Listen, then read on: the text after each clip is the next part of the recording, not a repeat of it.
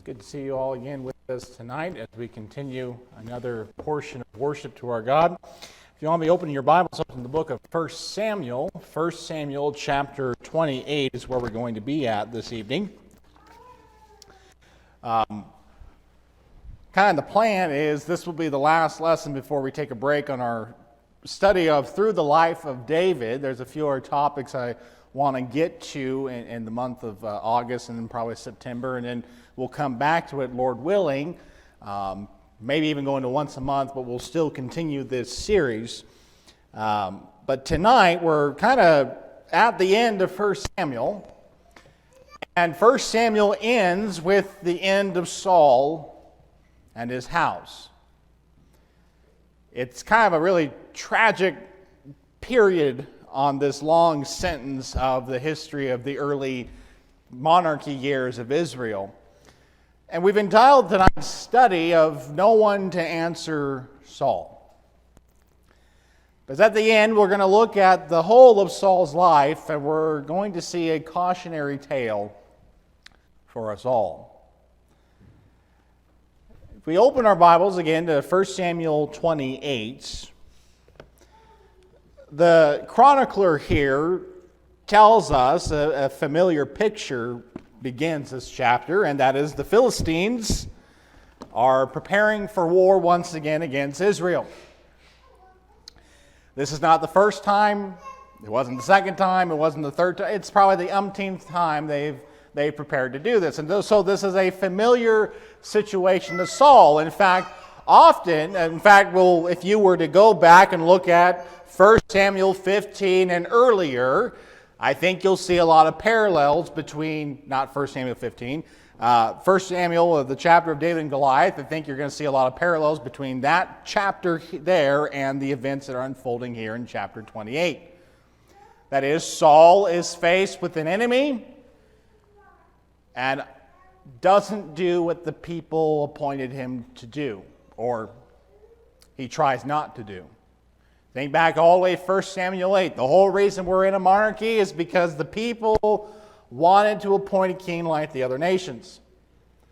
And God gave them a king like the other nations, and that is Saul. He acts just like any other earthly king. He's a king after man's own heart. And for the vast majority of the book of 1 Samuel, what we're seeing is the chronicler is showing us how David is really qualified and fit to be king, and Saul is not.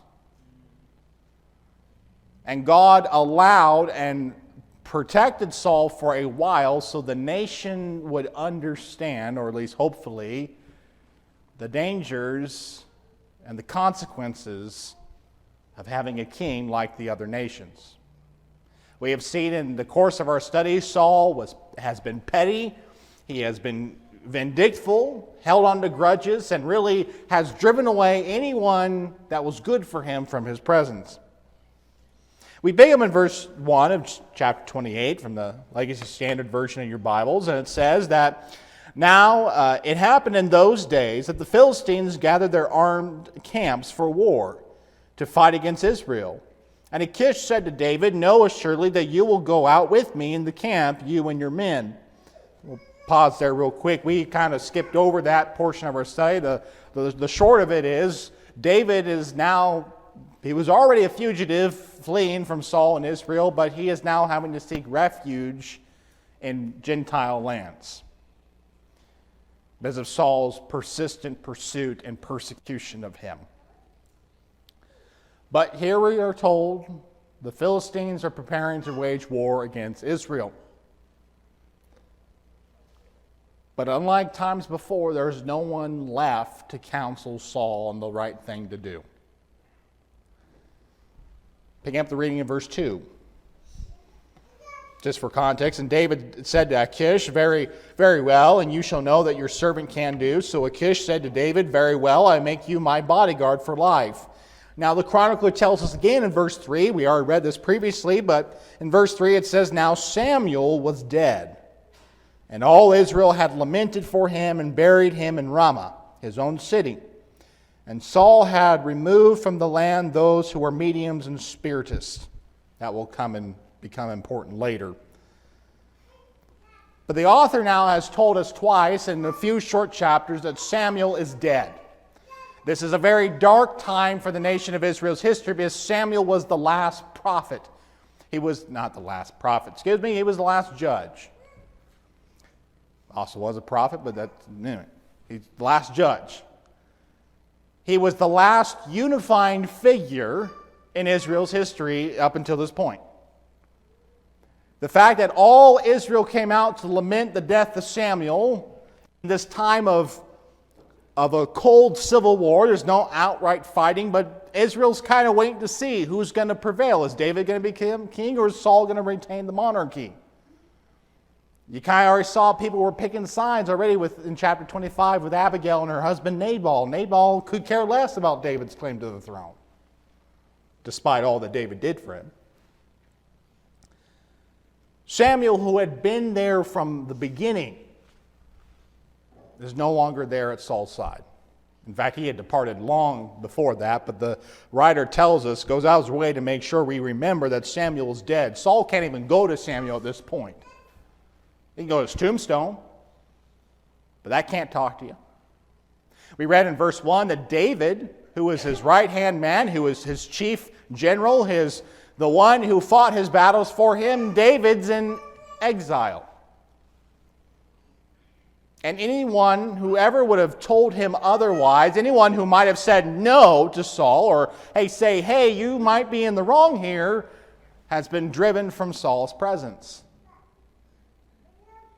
All that's left is yes men, which is the way Saul wanted it. And for the first time that I can remember in Saul's life, Saul asked God directly something. Not through Samuel, not through a priest. Perhaps for the first time in his adult life, he actually is having a genuine moment seeking God's counsel.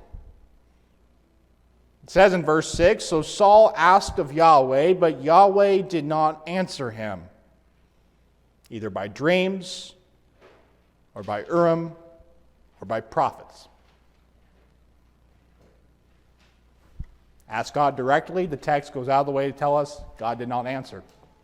And God did not answer through his appointed mouthpieces, through any visions, or even by the divine lot that could be cast at the tabernacle for a decision. That is a terrifying place to be. God has left him. Samuel has left him. David has left him. So understandably, Saul is left terrified at what's going to happen. We back up to verse 5. Saul saw the camp of the Philistines and was afraid, and his heart trembled greatly. Think back to the David and Goliath narrative and early on in 1 Samuel. That the whole camp of Israel was terrified, and the king is terrified looking at the camps of the Philistines. And for 40 days they are left trembling in their places, not doing what God had commanded them to do. But unlike that first time, there is not a young shepherd boy to come and save Saul. There is not a prophet to tell Saul what to do here. Saul, for the first time in his adult life, will have to make a decision for himself when it comes to the things of God. We're kind of left asking the question, how did we get here? How can somebody start out so well and so bad? And to answer that, we have to go backwards in our Bibles. See, God knew there would come a day when the nation would want a king. Moses prophesied about that back in the book of Deuteronomy. And so God in the law had a prescription for when the time came for the nation to ask for a king. Well, we're going to do our best. We're going to make sure this king has a good religious education. Turning back in our Bibles to Deuteronomy 17. In Deuteronomy 17, looking at verses 18 through 20,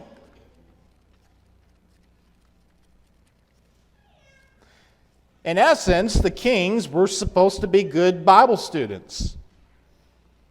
Now, I know being a good Bible student does not equate good behavior. King Henry VIII was supposed to enter the priesthood, and, well, he had all of his wives and made his own church. So, I know that doesn't always work out. But, I think if you follow this prescription and you were serious about what God had said for you to do as a king, there was probably a pretty good chance you might come away with some morals. Here in chapter 17, starting verse 18, it reads, "Now it will be, when the king sits on the throne of his kingdom, that he shall write for himself a copy of this law on a scroll in the presence of the Levitical priests. And it shall be with him, and he shall read it all the days of his life, that he may learn to fear Yahweh his God, to carefully observe all the words of this law and these statutes, that his heart may not be lifted up above his brothers, and that he may not turn aside for the commandment to the right or to the left, so he may prolong his days in his kingdom, and he and his sons in the midst of Israel." When the king ascended to the throne, part of his coronation, if you will, was the Levitical priests, whoever was appointed at that time, would come in and it would help the king write a copy of the 5 books of Moses. He would record the histories of his people, that's Genesis. He would record the founding events of his nation, that's Exodus. And he would record the law by which they lived, that is Numbers, Leviticus, and Deuteronomy. He would get the whole picture. And not only was it just to make a copy and put on the shelf, he was instructed that he was to have to read it daily, to meditate upon it, to learn it, that he would live by it.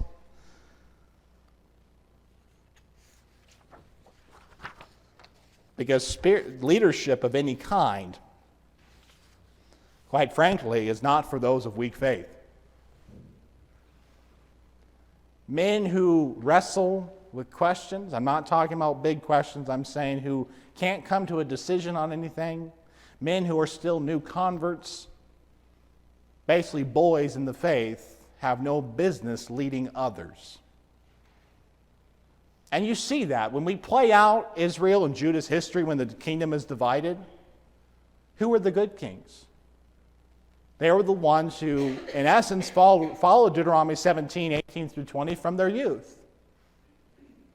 Josiah, Hezekiah, the great reformers. Why were they great reformers? Because they read and they saw what God desired and they saw we weren't doing it and we need to get it right. And who were the wicked ones? They were the ones who said, I don't care. Or I don't need to do that. Ahab recognized Yahweh existed. He didn't care. Jeroboam thought he could set up his own state religion, even though God gave him a pretty sweet offer if he would remain faithful to him. And we see this emphasized even at the last transition of governments, if you will, in Israel's history, in Joshua 1, 7 through 9, when we transition from the one-man leader of Moses to the period of the judges. What did God say to Joshua on the cusp or the eve of him taking up the mantle of leadership? He says in Joshua 1, 7 through 9, that he was to be strong and very courageous, to be careful to do according to all the law of Moses, which my servant commanded you. Do not turn aside from it to the right or to the left, so you may be prosperous wherever you go. This book of the law shall not depart from your mouth, but you shall meditate on it day and night, so you may be careful to do according to all that is written in it. For then you will make your way successful, and then you will be prosperous. Have I not commanded you? Be strong and courageous. Do not be in dread or dismayed, for Yahweh your God is with you wherever you go. It's because leadership, no matter what the kind is fraught with temptation. To be self-willed, to abuse power, to do what you want because you're, in some cases, the highest authority. And we see that throughout the life of Saul. Think back to 1 Samuel 15. When he's done slaughtering the Amalekites and he captures King Agag and all the good spoils, he erects a monument to God. Oh, wait, no, that's not what the text says. He doesn't erect a pillar to God, doesn't erect an altar to God, doesn't sacrifice to God. He erects a monument to himself. When David starts getting more praise than him, even though David has earned it, because Saul's the one sending him out to fight all the battles, Saul, instead of rejoicing at the success of his servant, gets jealous. Saul doesn't like David anymore, so I'm just going to take my daughter back, even though legally he couldn't do that. She was still married to him.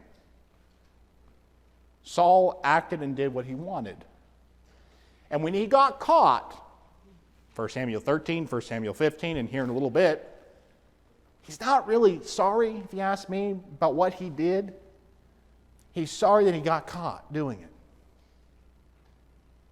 Again, I'm not trying to make this a 1 Samuel 15 lesson, but the end of 1 Samuel 15, I think, is really telling.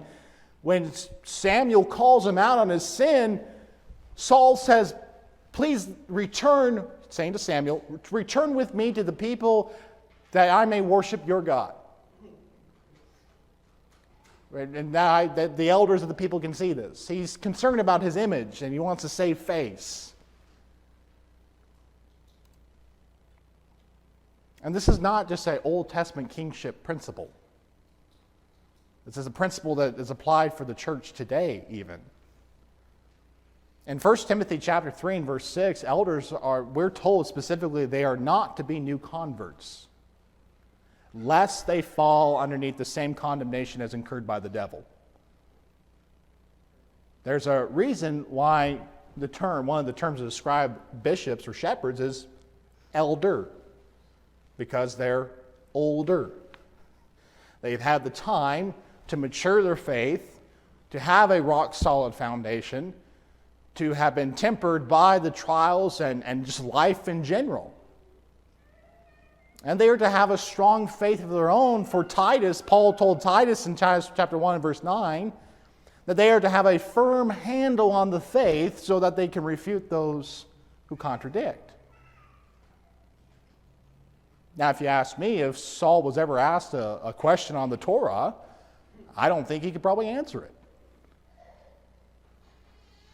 Because time and time again, we see that Saul was more than willing to transgress the law of God if it meant getting what he wanted.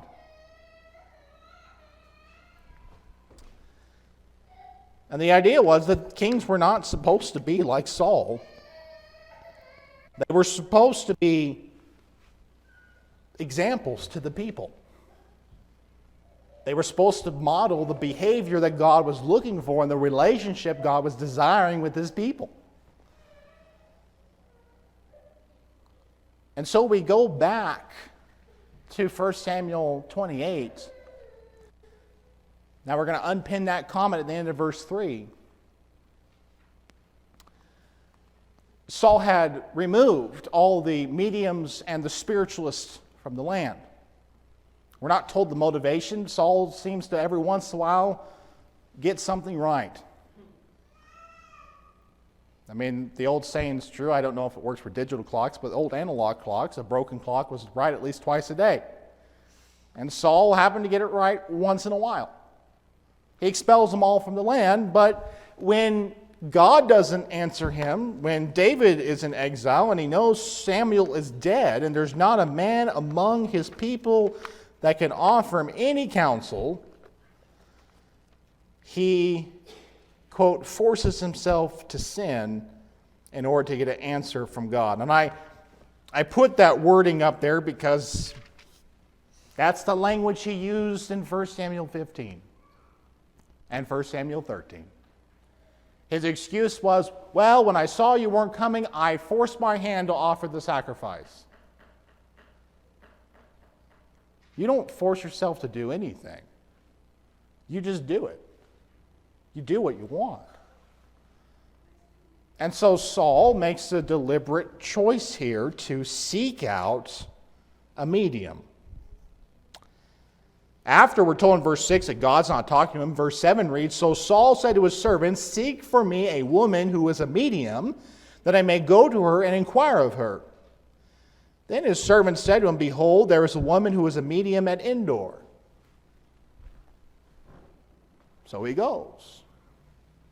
Now, Leviticus 19, verse 31 is on the board, just as a quick reference, because the law strictly forbade the consulting of mediums and spiritualists.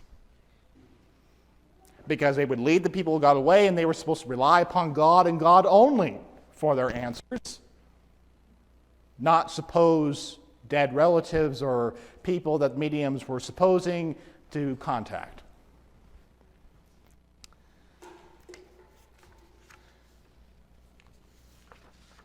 And so when it comes time for the seance, if you want to call it that, we get some shocked individuals that the medium's kind of surprised that it worked. And I have a theory around that. I don't think that the medium somehow said the right words or got it right this time. I think God allowed it to happen to teach both of them a lesson. Picking up in verse 12 of chapter 28, verse 11 for context says, And then the woman said, Whom shall I bring up for you? And he said, Bring up Samuel for me. And the woman saw Samuel and cried out with a loud voice. And the woman spoke to Saul, saying, Why have you deceived me, for you are Saul? And the king said to her, Do not be afraid, but what do you see? And the woman said to Saul, I see a divine being coming up out of the earth. And he said to her, What is his form? And she said, An old man is coming up, and he is wrapped with a robe. And Saul knew that it was Samuel. And he bowed with his face to the ground and prostrated himself. Now, I find it interesting that the woman here is shocked and terrified, which tells me that had never happened before in her whole illustrious career as a medium. And Saul is desperate to hear some answer, some person to guide him in this trial. And Samuel, against his will, maybe not, I don't know, is brought up from the dead, his spirit at least. And Saul asks him, Samuel, tell me something. I'm in this bind, I'm in this pickle, what am I going to do? Well, I'll give you the long short of it, but we'll read it. But the long short of it is Samuel's telling him, I already told you what's going to happen all those decades ago when you first disobeyed God. And the answer hasn't changed. Pick him in verse 15. Then Samuel said to Saul, Why have you disturbed me by bringing me up? And Saul answered, I am greatly distressed, for the Philistines are waging war against me, and God has turned away from me and no longer answers me, either by the hand of the prophets or by dreams. Therefore I have called you, that I may know, that you may make known to me what I should do. And Samuel said, Why then do you ask me? Since Yahweh has turned away from you and has become your adversary. So Yahweh has done according to what he had spoke by my hand. For Yahweh has torn the kingdom out of your hand and has given to your neighbor David. And you did not listen to the voice of Yahweh and did not execute his burning anger on Amalek. So Yahweh has done this thing to you this day. Moreover, Yahweh will also give over Israel along with you into the hands of the Philistines. Therefore tomorrow, you and your sons will be with me. Indeed, Yahweh will give over the camp of Israel into the hands of the Philistines. First, I just find it a little interesting that Samuel is very, very irritated or perturbed that he's been disturbed. And all things being honest, I think we would be too. Saul is desperate for some sort of answer. And Samuel tells him, it's like, I already told you what's going to happen. Now, one little new piece of information is, you're facing your judgment day.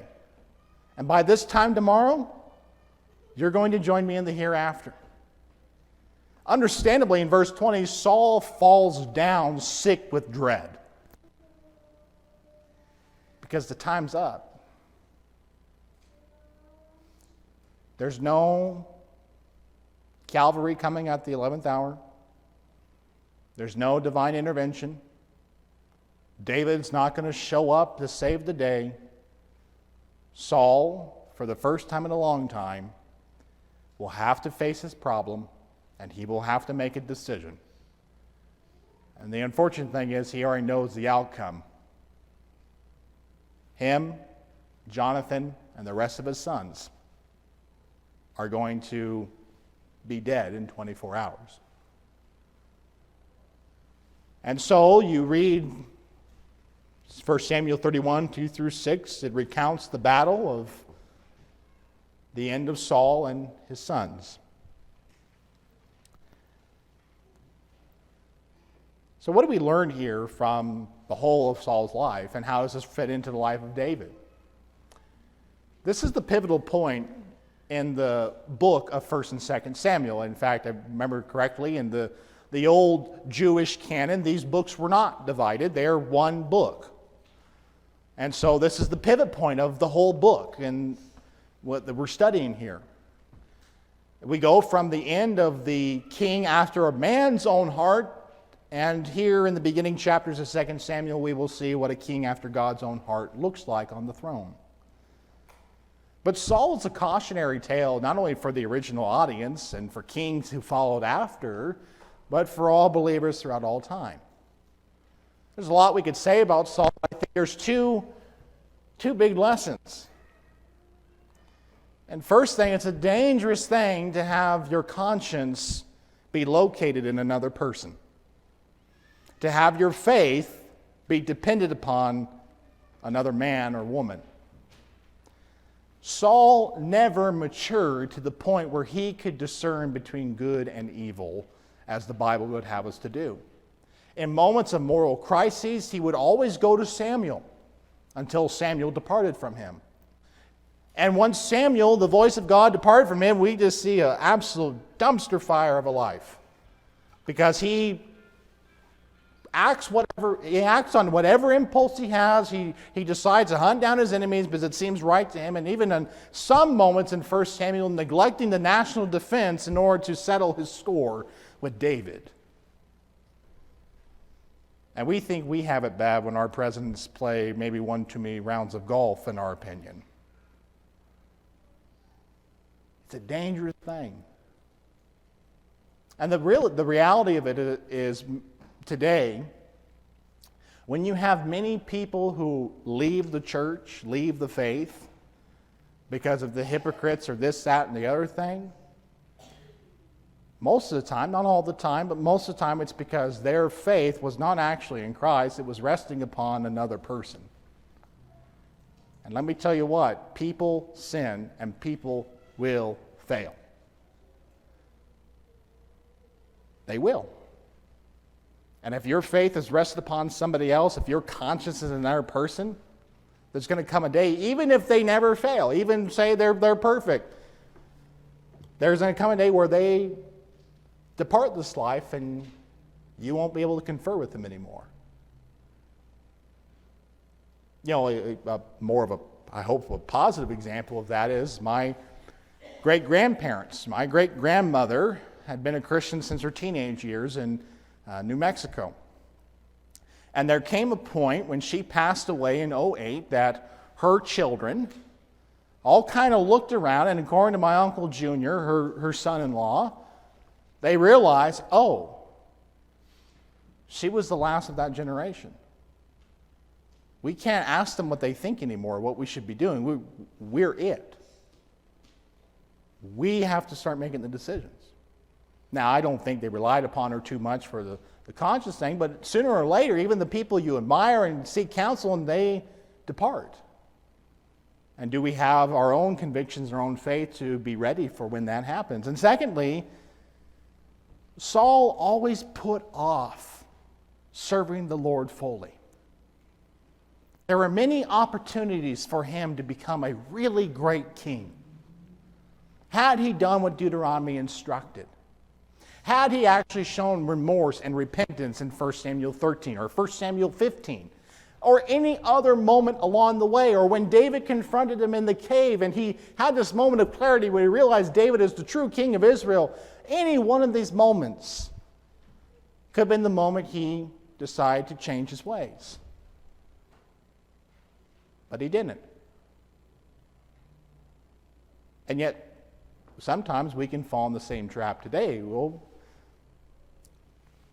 I'll teach a Bible class next year. I'll talk to my neighbor next week. I'll volunteer for audio booth or maintain the resource room if no one else signs up for it. We put off until one day we hit a point where we can't do it. And when Saul finally has a moment of clarity of, hey, I maybe need to get right with the Lord, and he asks God directly for maybe the first time in 1 Samuel, it's too late. The rent's due, judgment's at hand, and there's no more second chance. Because the reality is Saul had hundreds and hundreds and hundreds of second chances. And so I think a New Testament principle to tie this all together is actually the parable we find of the barren fig tree in the Gospel of Luke in chapter 13.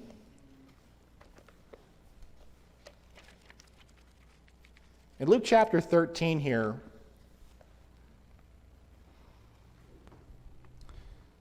starting in verse 6, Jesus tells the parable in this way. He says, a man had a fig tree which had been planted in his vineyard, and he came seeking fruit on it and did not find any. And said to his vineyard keeper, behold, for 3 years I have come seeking fruit on this fig tree without finding any. Cut it down. Why does it even use up the ground? And he answered and said to him, let it alone, sir, for this year too, until I dig around it and put in manure. And if it bears fruit next year, fine, but if not, cut it down. I would submit to you that Saul's life fits the parable fairly well. That think of all the good things that had happened in Saul's life. Though he was from the smallest tribe, an unimportant family, God elevated him to king. That he had access to a prophet of God, that Saul himself even prophesied at one point in his life. That he had all the advantage and privileges of being a person in power, accessing the word, all this stuff, and yet he spurned all of it. And for us, we think about the fact that we have the completed revelation.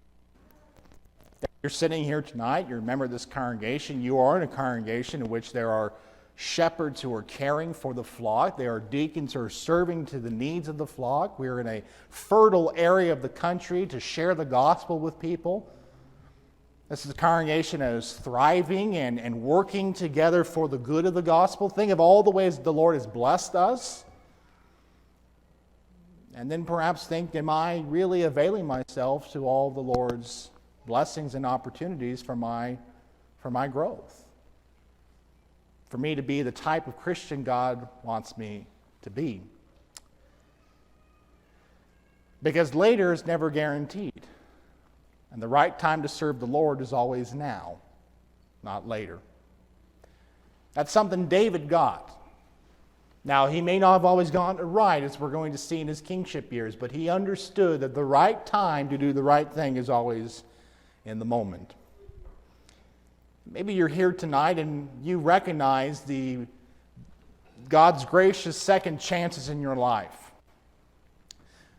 If you talk to my dad, I remember one time as a teenager when I first started exploring the reality of God in the Bible, I asked him, do you think God exists? And I remember without hesitation, he says, absolutely. I can tell you 100 times I should have died in this life and yet I was preserved. Now that's anecdotal, I know. But it got me on the right path. How many times did God show his grace and second chance to the kings in hopes they get it right? Maybe you recognize all the second chances God has given in your life to get right with him. Jesus made it very simple for us. If you believe in him and are baptized for remission of your sins, he said in Mark 16:16, you shall be saved. If you don't believe, you stand condemned. Maybe you've done that and you need prayer. If you're subject to the Lord's invitation, we invite you to come forward as here we stand and sing the song that's been selected.